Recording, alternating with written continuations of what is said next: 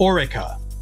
If you've delved deeply enough into the world of endurance racing in the past few years, you're probably at least familiar with this name. A highly successful French constructor, Orica's 07 LMP2 currently makes up 90% of the current road chassis running today. The Orica 07 is extremely quick, reliable, and easy to drive for the gentleman drivers that often plant their butts in LMP2 cockpits. But Snedontis man, you may ask. You just said 90% of LMP2 chassis. What about the other 10%? Well, you see, LMP2 is a non-development class limited to 4 manufacturers and a single engine. 90% of these other LMP2s are made by Dallara and Ligier, other successful constructors that didn't, hey, funny fishman, quit beating around the bush and get to the point already. Okay. The Rally Multimatic Mk.30 is the rarest, least successful LMP2 chassis on the market. The product of a brief partnership between two North American racing titans, Rally Technologies and Multimatic, the car has effectively been retired before its time, as no teams currently run the car as of 2022. The saying goes, 2 heads are better than 1, but this car was the product of at least 100 heads separated by hundreds of miles. Where did it all go wrong for what could have been such a fruitful partnership? Before we get into the story of the car itself, let's start with some background. The LMP2 rules between 2011 and 2017, directly prior to the current rule set, were yet another cost-capped affair, but there is considerably more freedom than there is now for constructors to design cars to their liking. For one, there is no constructor limit, allowing anybody with the ability to do so to design a car that can complete globally for relatively cheap. Engines are production-based, and they converge around 3 choices which have their own strengths and weaknesses.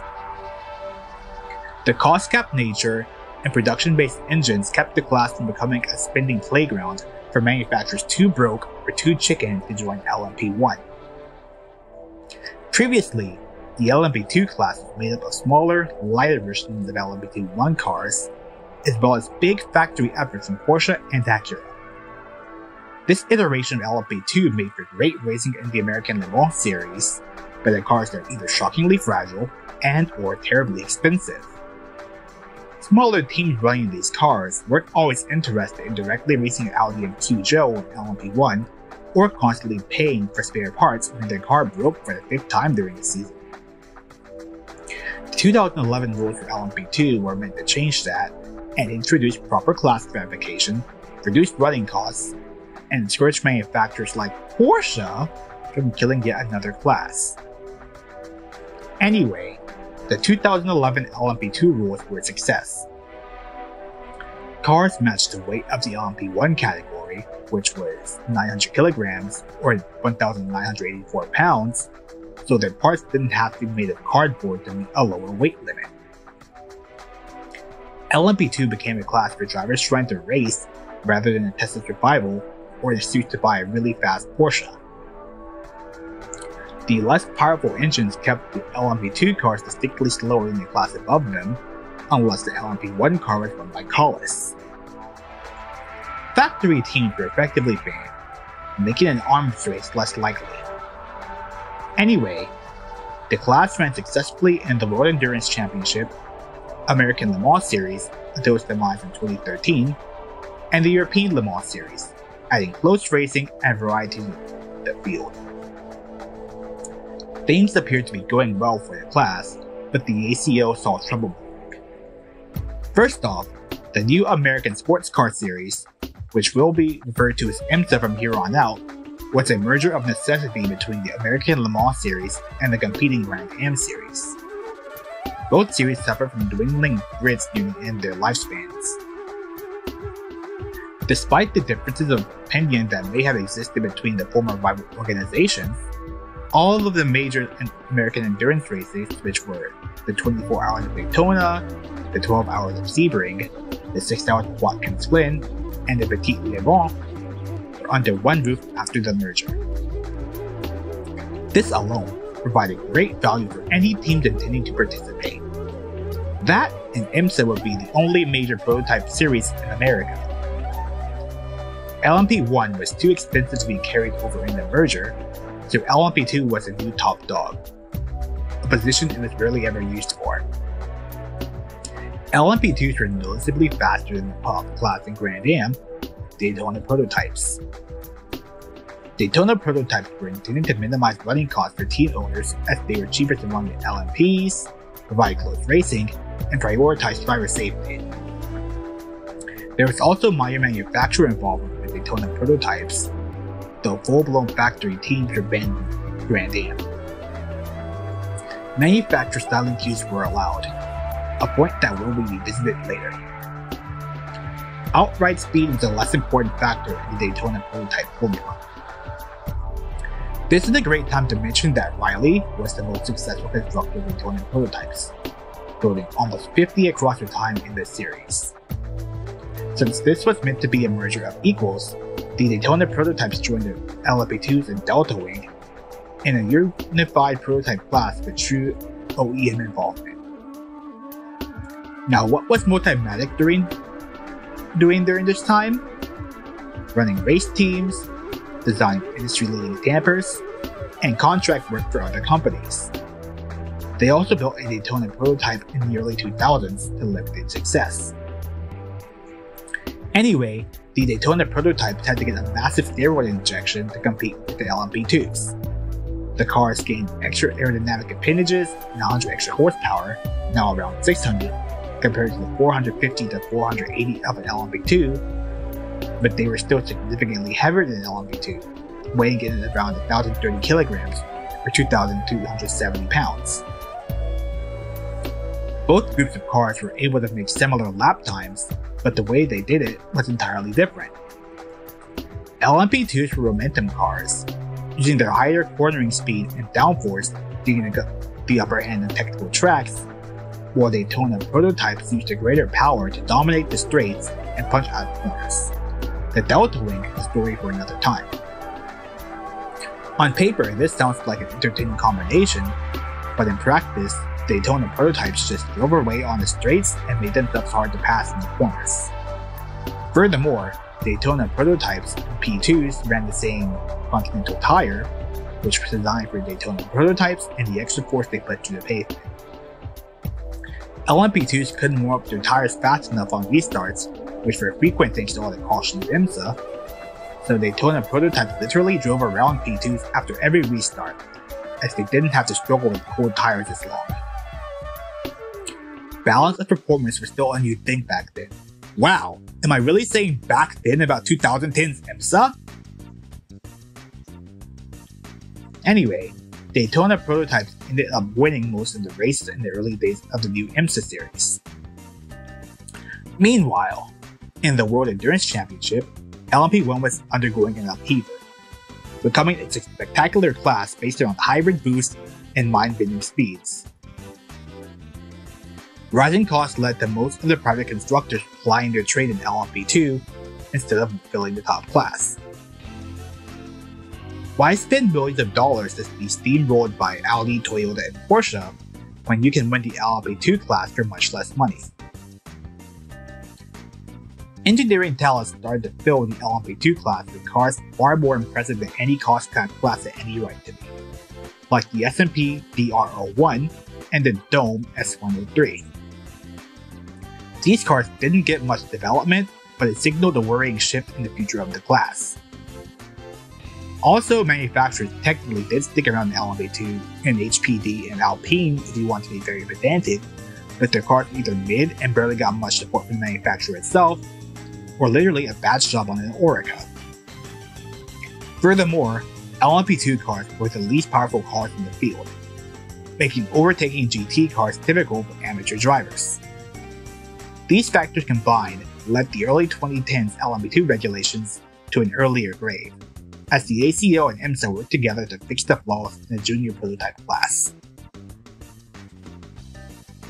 The new LMP2 cars had to service both the top class, yet play support for faster cars. They obviously had to increase their pace, but not enough to bother LMP1 cars. In the late 2010s, The upper pace round will note issue, as LMP1 cars were some of the fastest vehicles on four wheels. Therefore, LMP2 would get a significant increase in horsepower to around 600. The cars were also narrower, heavier, and longer than their outgoing counterparts by 10 centimeters, leaving them at 190 centimeters wide, 930 kilograms or 2,050 pounds heavy, and 470 centimeters long. This is where Orica comes in. You see, Orica designed the predecessor to the dominant 07, the 05, as a 190 centimeter car on the exact same chassis that the 07 uses. 05 customers could just upgrade their car, while the three other constructors had to start from scratch. The new engine will be a 4.2-liter 90-degree Gibson V8, relatively similar at a glance to the Nissan engine many teams used in previous regulations, as this Nissan engine was tuned by Gibson. Priced in the Gibson GK428, the 600 horsepower power plant would be available upon lease to every LMP2 customer. Taking all the lessons they've learned from building race engines for over a decade, the Gibson GK428 was designed to be a reliable workhorse for customer teams. A relatively flat power band and the highest redline of 9,000 RPM made the engine easy to deal with for LMP2's amateur drivers, as there wasn't a mountain of torque at the low end to catch them out of corner exit, nor did they have to wait till a redline for reasonable power. Despite having zero competition in the LMP2 engine market, Gibson is surprisingly quiet about the technical specification of the engine. Price for 2017 LMP2 cars would be cost at €490,000 standard engine, which is comparable to the average GTT race car. In IMSA, the prototype class would be entirely restructured since LMP2 got an overhaul. Daytona prototypes would say farewell at last, replaced by, wait for it, the Daytona Prototype International. Despite the name, the two categories cannot be any more different. DPIs are based off of LMP2 chassis, with manufacturer styling cues and engines from the manufacturer steering set styling cues. This meant the LMP2 constructors still had to build chassis compatible with multiple engines. Multimatic provided the chassis for Mazda's prior prototype program, so take a guess which chassis was used for the DPI. DPIs and LMP2s were supposed to be balanced against each other, so privateers theoretically had a chance at an overall win with an off-the-shelf car. Furthermore, DPIs would be more misbalanced against each other, in an attempt to ensure a close championship fight. The new LMP2 rules killed off many of the problems that the previous iteration of the class had, allowing a fresh new start for a series that desperately needed one in IMSA and new cars for fans to look at, even though the mechanical diversity would be much reduced. With all this background, you must think I forgot about the topic of this video, the Riley Multimatic Mk.30. I didn't. I just need to provide said background needed to dissect why this car even exists, or should I say, existed. Since Riley Technologies and Multimatic were both North American companies competing for their single North American LMP2 constructor slot, they decided to collaborate instead. These two companies were the most capable North American constructors in the first place. Riley has always wanted to build an LMP2, and Multimatic needed one to base the Mazda DPI off of, but were unsure how much they had to budget to do so. The design work was divided up like this. Riley would handle the mechanical parts, while Multimatic would take care of the chassis work. Both parties would work on aerodynamics together. The name Mk.30 stems from this car being Riley Technologies' 30th project. The Mk.30 would make its first public appearance in December 2016, when the first customer visit Ford Racing released pictures after they had taken delivery of their machine, chassis number 2 of a presumed 6. The world saw a somewhat plain-looking car that may or may not have been designed using rulers, starkly contrasting to the dramatic, curvaceous Mazda RT24P DPI sharing the same chassis, Riley had always prided itself on simple designs focused on serviceability and ease of use, and the Mk.30 is no different. First, let's start with some design features. Like most prototypes that debuted after the big honking holes in the fenders were made mandatory in 2012, the Mk.30 features upright blunt pontoon-shaped fenders designed to let the air flow around the giant holes. Both the fender-shaped splitter could explain the Mk.30's excessive drag and downforce compared to its competitors. Oddly enough, the Mazda had downward sloping fenders much like most prototypes produced before 2012. These fenders have a concave cutout in their outboard section where dive plates could be, and usually were, attached.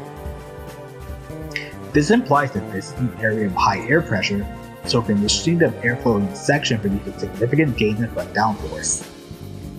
Dive planes are shaped like and work like miniature wings, creating downforce by taking advantage of the low pressure air flowing under them. Another front feature shared by LMP2 cars not named Ohira was an open front splitter area and raised nose, allowing for more front downforce to be produced. Under the raised tub, a keel directs the air to flow out from the sides of the car. This aforementioned front splitter is raised aggressively at the back to create more downforce and let more air through the keel. It also has an anhedral shape, which means it's raised in the middle, which allows air to flow under the car but not under the front wheels. This design allows for the best of both worlds when it comes to front splitter shapes. Typically, cars want to run a splitter as low as possible, as this creates more front downforce. We run the splitter too low and air stalls under the car, paradoxically reducing downforce and creating drag. Raising the splitter in the middle, therefore, allows for air to flow under the car even when it's running so low it nearly scrapes the ground. The benefits from running a low splitter still apply to the edges, which have a small fins to keep air flowing over the car and increase the splitter's effective area, much like the end plates on a rear wing. The air that passes through the front exits out of sizable vents just past the front wheels. The airflow is conditioned by a pair of turning vanes connected by an upward curving horizontal blade keeping it close to the side of the car. The side of the car past the front wheel is fairly simplistic, only having an upwardly angled waist section which works in tandem with the turning vanes to form a sort of air tunnel. The Mazda has a similar treatment, but doesn't have a smaller secondary vane. A short flat bodywork extension past the front fenders is presumably there as a vortex generator, which keeps the air flowing next to the car while the turning vanes flow through the bodywork. Airflow separation leads to greater drag and worse aerodynamic efficiency. The rear section is wider than that of a Midwestern white woman exhibiting cooling maneuvers on both sides of the engine cover, and a steep gurney flop at the very rear trailing edge of the car, producing extra rear downforce and drag. The most interesting feature back there is the split engine cover a la De Tomaso Mangusta. Said engine cover design means that the pit crew doesn't have to remove the entire rear bodywork they work on the car. Since the engine cover is in two pieces, the mandatory shark fin is integrated within the chassis. The engine cover elegantly terminates in a small cooling fan at the rear. The LMP2 rules did not allow very many provisions for bodywork cutouts, but that was probably the best place to put some type of ventilation. Brake cooling ducts are elegantly located at the beginning of both rear fenders. Initially, the suspension had a very unique design used by Riley's cars in the past. Since Marshall Pruett can explain it better than I can, I'll directly quote from the article that he wrote about the car. Riley's front and rear suspension is unlike anything in sports car racing. While every other constructor went for the torsion bar arrangement, the Riley's reached back to a successful concept employed with this world sports car in the racing league design of the 1990s. The front suspension system, which sits nicely atop the front of the chassis on a shelf designed into the tub, uses push rods and massive rocker arms to compress individual dampers, springs, third springs and dampers, and interacts with an anti-roll bar fixture on the bulkhead. The separation of the primary springs from the dampers provides a wider range of suspension adjustments, motion ratios, and increasing the speed of spring changes which decreases chassis setup time. End quote. This suspension setup was abandoned by Mazda after 2018. Perhaps Riley was the only organization that knew how to make it work? Mazda uses Mk.30 4-cylinder turbo instead of the spec Gibson engine. This high-strung engine also produced around 600 horsepower but had abysmal reliability for quite a while. Both the Mazda and Gibson engines were connected to a 6-speed paddle-shifted gearbox from X-Track, one of the leading gearbox manufacturers.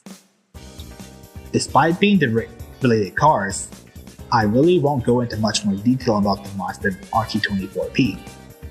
This is specifically the story of the Mk.30 LMP2. The Riley Mk.30's competition life would fatally start in Florida, home of the only team that had purchased one so far. Surprisingly, before the Daytona winter test in December, the car had turned a measly 10 laps in anger at best. Another test session, the annual before the 24, served as a dress rehearsal to the 24 Hours of Daytona every January about 2 weeks before the race. 2016's Daytona winter test was special, as it was the first time current gen LMP2 and DPI had run against each other in anger. Not too much anger, its teams didn't want to show their cards too much and get bad balance of performance for Daytona. Balance of performance was less important for LMP2 teams, as they were only allowed one Joker update and were disallowed from getting balance of performance changes.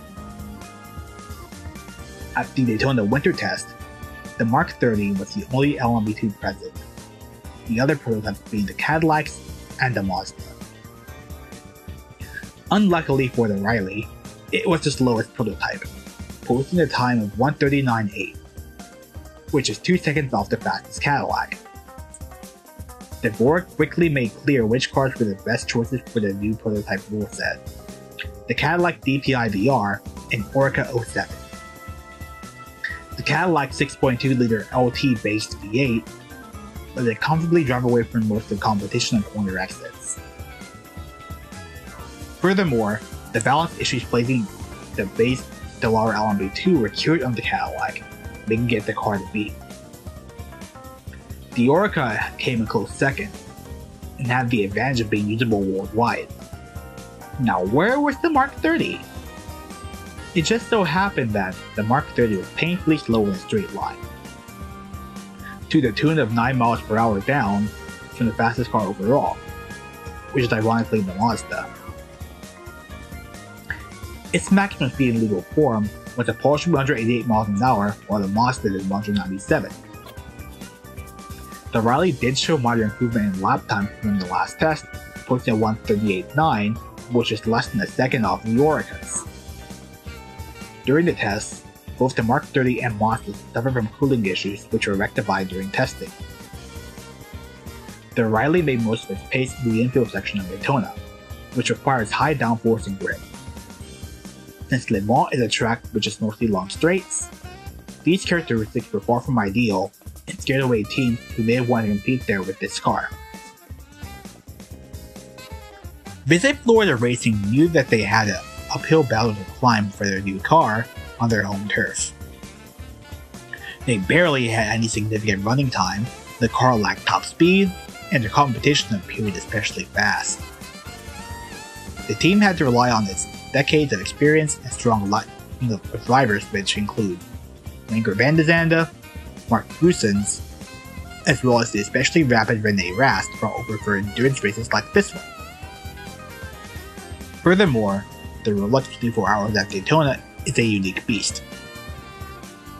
Car counts were over 50 piloted by drivers of widely varying pace and skill level, makes navigating through traffic and even more head-to experience than many other endurance races.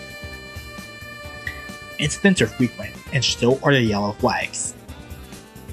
IMSA's yellow flag rules do allow lap cars to gain a lap back, so given enough direction from amateur drivers, they could stay in the fight. Furthermore, Daytona's high-speed superspeedway nature stresses the cars uniquely. Keep in mind, the entire prototype class consisted of new cars, so they could run into reliability problems before the race ended. Visit Florida Racing had to put on a good show for potential Mk.30 customers, since they are the only Mk.30 running worldwide. Qualifying would be a disappointment for the team, starting in 11th on the grid, which is last in class. They ran a 140.5. Pole position was taken by the Action Express Cadillac with a 136.9. To put it into perspective how slow the Mk.30 was in Daytona, pole position for the Asian Prototype Challenge class, using cars originally designed 10 years prior, or sporting 150 less horsepower with a 142.5. The gap between the class pole and the Mk.30 was larger than the gap between the Riley and the slower class. Insane. With this lack of pace, the most Visit Florida Racing could hope for was a reliability run, a crash fest, or even rain. Take advantage of the high downforce. Luckily, the race delivered on all three of those fronts. Most of the prototypes not named Cadillac ran into some sort of setback delaying their progress, especially those named Mazda.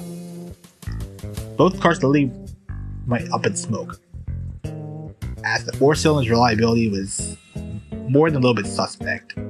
The Mk.30 just kept turning left throughout the constant cautions and heavy rainstorm. When the checkered flag failed, most viewers were enthralled by the nail-biting duel over the lead between the Cadillacs at Action Express and Wayne Taylor Racing. Viewer paid attention to Visit Florida Racing making the last step on the podium, barely a lap behind and with zero major issues. I don't want to ruin what could be a fairy tale story, but this was literally the high point of the Mk.30's career if you're not counting the Mazda. Strap in, and let's head downhill like the mountain passes in one of those Japanese animes. Nani? Rally Multimatic Motorsports? Next race will be the 12 Hours of Sebring in March. If there's two takeaways about the Sebring Raceway that you need to know, it's that the circuit is a former World War II concrete airport, and that it's bumpy. Notoriously bumpy. Most sane track owners would have paved over its bumps, but Sebring's bumps are literally part of its heritage. Race teams literally let the bumps wage war on their cars in private testing to shake out reliability issues. Most crucially for the Mk.30, Sebring is much better for high downforce cars than Daytona, so Visit Florida Racing had a better chance of reporting well on pace than at Daytona. A win here is more or less strategic as why at Daytona, so Visit Florida Racing came to the second home race with their heads held high. Sadly, this was not to be. Despite closing the gap in qualifying from pole position by over 2 seconds, a 148.2 compared to 149.9, the car still qualified nearly last in class, sandwiched by both Mazdas. The race itself went worse. The car ran as high as 3rd place in the first 3 hours, then ran into issues. Likely caused by the bumps, the throttle stopped working correctly, sending the car to the garage for repairs multiple times throughout the race.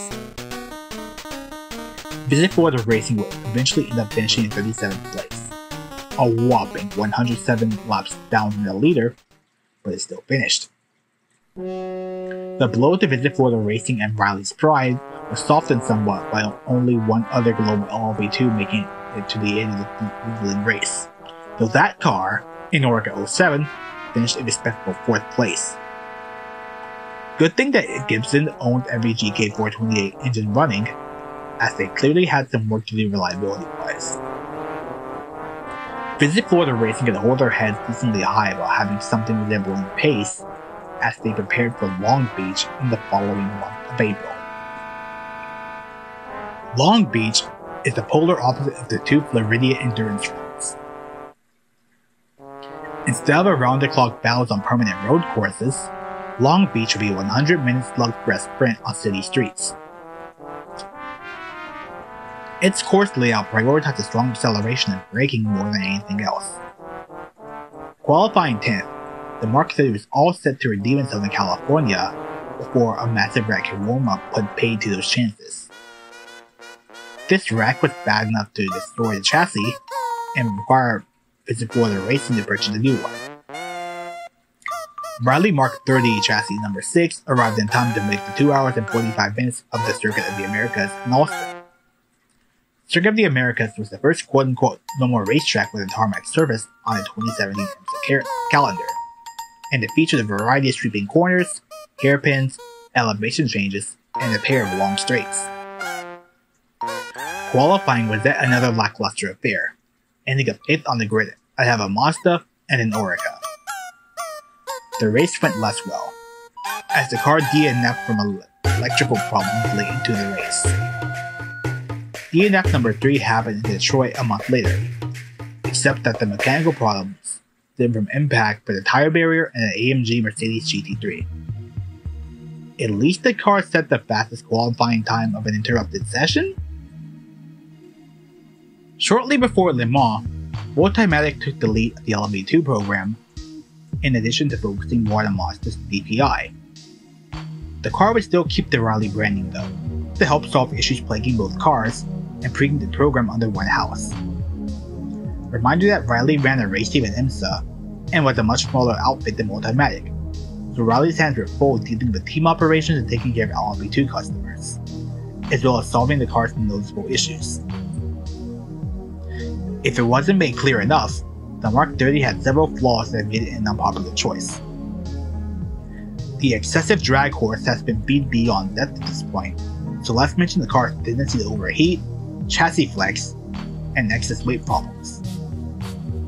A figure was never given officially, but the Mark 30 was estimated to be 50 kilograms overweight. Fixing the overheating problem would just lead to more drag, as that would most likely mean adding additional airflow spoiling vents. Furthermore, the customer support from Riley was considerably worse than that of Orica, Ligier, and Dallara. You can even tell on the constructors' websites. The former two have brochures, and the latter has slick web design. The Mark 30 is completely ignored on Multimatic's racing website, and Riley's website looks like it hasn't been updated in a very long time. If some truck inquiring customer wanted to buy one right now, it'd be a pain to find out who to ask in the first place. Meanwhile, I could go and waste Orica's time right now with an inquiry to buy an 07, and Ligier emails me newsletters every weekend or even thinking about their cars. With the LMP2 project now fully controlled by Multimatic, the reportedly poor communication between both parties would no longer be an issue. Both the Mazda and Mark 30 could theoretically improve at a faster rate now, especially with the potential of a Joker upgrade to help close the gap to the Orica. Mazda and Visit Florida Racing weren't the only teams to purchase the Riley Mark 30. Ben Keating, Fast Texan amateur driver and car dealership owner, purchased one to use in the 24 Hours of Le Mans. He had built a good relationship with Riley as they helped to run the Vipers that he raced in IMSA. His teammates would be speedy unaffiliated professional Jared Leekbolin and Ricky Taylor, fresh off a 5-race IMSA win streak. Decked out in WeatherTech stripes, the Mark 30 would make its trip across the Atlantic to see how well it competes with the other 3 chassis. Keating chose to spend time getting testing mileage rather than enter his Mark 30 in any IMSA or WEC races, as it was meant primarily for Le Mans. In Le Mans specification, the car had a slightly different appearance. Those vaguely sculpted front fenders were now extended forward slightly and had more of a smooth pontoon shape.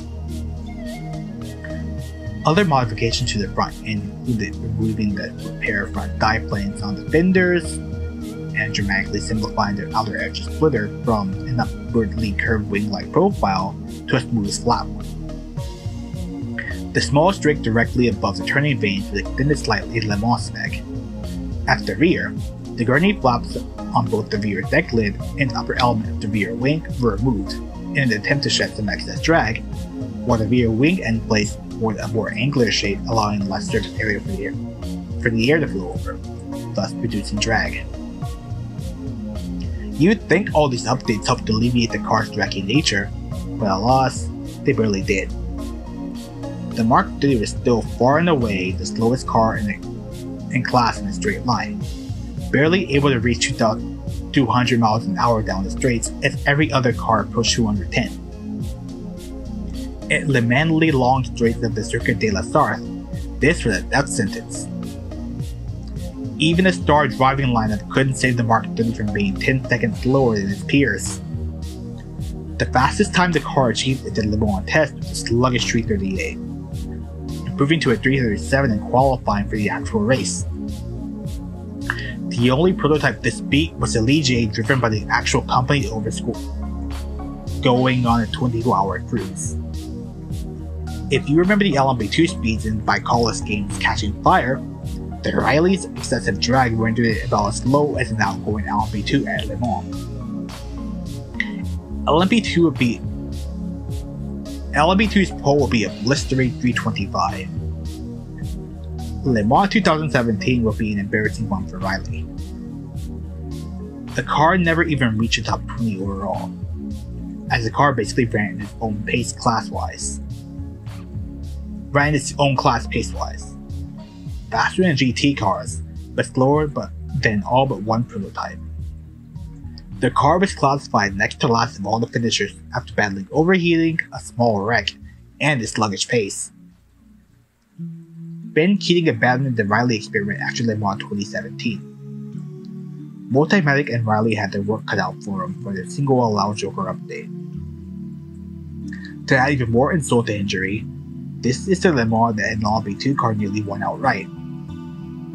Keating being the only team running the Riley didn't help matters either, if all of the teams running either Orca, Ligier, or the Lara chassis were able to share data with other teams that ran the same type of car. Visit Florida Racing readied their rally for the 6 hours of Watkins Glen about a month after Le Mans. This track rewarded both high downforce and straight line speed. Thankfully, most IMSA races are more in normal spec for LMP2 cars, so they didn't have to resort to riding the rolling compromise that was a quote-unquote low drag spec.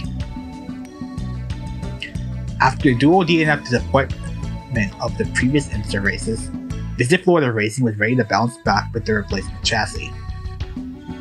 Qualifying saw at best both Mazdas for once. Its relative agency Orica is a 136.1. Less than 2 seconds off a pole taken by the Nissan DPI, which was a 134.4. Since this is a longer race with significant time spent at full throttle, Visit Florida Racing could hope for reliability rules to take out their competition. The car didn't feature much in lead battles and ended up 2 laps down in 5th, which was much better than the significant numbers of prototypes that retired. A solid run, but those other LMP2s are starting to look like better choices at this point. Visit Florida Racing's last race with the Mk.30 would be at the Canadian Tires Motorsport Park in Canada, making this the LMP2 that has visited the smallest amount of countries. Canadian Tires Motorsport Park is at another fast-flowing track like Watkins Glen, so the car can presumably rely on this downforce. You know what? You know this. It qualified 7th, less than a second off a pole, but faced an ignominious end as it battled electrical problems and retired after a paltry 35 laps. The car managing to dive right in front of the TV camera during the race on multiple occasions added to the pile of misfortune that the Mk.30 suffered. Visit Florida Racing decided enough was enough and bought a Ligier instead, where it managed to win the Laguna Seca race overall. Visit Florida Racing weren't the only Riley chassis team to be evaluating their life choices after the Canadian Tires Motorsport Park race, as Mazda abandoned the rest of the 2017 season to hire Youst to help control the car. Yes, that Youst, the Audi team that steamrolled Le Mans for the previous decade and a half. Canadian Tires Motorsport Park would be a symbolic closure of the 2017 Rally Multimatic story. Both teams running this chassis held out until after the race on Multimatic's home ground to make some tough decisions for the future. Visit Florida Racing was beholden to no manufacturer and could take advantage of the electric chassis available. However, Mazda was allowed to develop the car more but had to remain committed to the chassis. At least $1 million were dumped in the upgrades from primarily the Mazda, with much of it helping the Mk.30. Keating and Visit Florida Racing would get these upgrades for free, but even that wasn't enough to keep them in the rally camp. These upgrades primarily focused on suspension design, weight reduction, and cooling. According to someone that used to work on the Mk.30, Multimatic didn't purchase all the LMP2 stuff from Riley, as the Riley-specific bodywork molds were still at Riley, making spare part acquisition a tough task. The Mk.30 will make one more competitive appearance at Daytona 2018. Using Keating's chassis number 5, Bar 1 Motorsport will take it on a low-key run. The car is said to have received the Joker upgrades, but considering the caliber of team that Bar 1 even is, only the suspension upgrades were applied. Bar 1 was one of the former LMBC teams, a class known for giving young drivers a taste of prototype racing and paid drivers a chance to cause cautions. Alex Popoff, Brendan Gaughan, Mark Drumright, and Eric Lux were the drivers who also provided funds for what would be a relaxing cruise around Daytona. Since there weren't any professional drivers with something to prove driving the car ended up going slower than last year, creeping in with a 141.7, barely avoiding the GTLM class.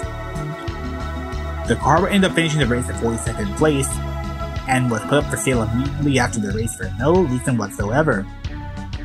Apparently, Bar 1 failed to pay the crew working on the car, which explains why the team fell off the face of the earth after Daytona 2018. A Reddit thread asking about the car had the Bar 1 crew member tearing into it, deriding it about its lack of pace and tendency to overheat. 2 more years passed before the car would ever see the light of day again. 2020 had Vic Berg Racing of NASCAR fame attempt to do the entire IMSA season with Bar 1's Mk.30. By then, LMP2 had been split off into its own class, and the EPIs therefore ran unrestricted. LMP2s were mandated to run amateur drivers and were nerfed to be slower than DPIs, while Vic Berg Racing could get away with any lingering pace issues. Unfortunately, the car crashed at the Roar and withdrew from the season, citing lack of parts and support, ease of running a GT3, and other slightly more pressing reasons a few months later. It's known that Mazda and Multimatic had one chassis used for spares. Chassis number 4 is up for sale from former Mazda team owners Sylvain Tremblay as a rolling chassis, sans engine, updates, and bodywork, as it was never used in period. It's a passable value for someone who really wanted the 2017 Rules LMP2 chassis. However, it's unknown whether any Mk.30s exist in LMP2 state anymore, or if it's even possible to acquire bodywork for either the Mk.30 or RT24P. The 2021 season marked the end for any Mk.30 chassis competing in any form, as Mazda pulled out of prototype racing that year after finally fixing the car's numerous issues, likely due to budgetary concerns. Riley would still compete as a race team in IMSA in the GT Daytona and LMP3 categories. Tellingly, when Riley entered the car in the 2022 Le Mans 24 Hours, they chose to run a Ferrari in GTE Pro rather than deal with the Mk.30 again, even with the upgrades. As for Multimatic, they, as a single entity, are one of the 4 constructors chosen to build an LMP2 in 2025, which also serves as the base chassis for the new 2023 Porsche 963 LMDH. The Riley Multimatic Mk.30 is, or was, a car born of somewhat rushed regulation and is showed in its lack of performance. Despite being useless on the high-speed tracks most LMP2 cars raced at, it was a unique shape among the field of Oricas and gave fans an underdog to follow. Maybe with better communication and more time in the oven, the Riley Multimatic Mk.30 could have been a real contender, though the same can be said about the other two LMP2 chassis. Be sure to like and subscribe for more fish and sports car racing content. Next race car video will be about a car somewhat more successful than the Mk.30. Adios everyone.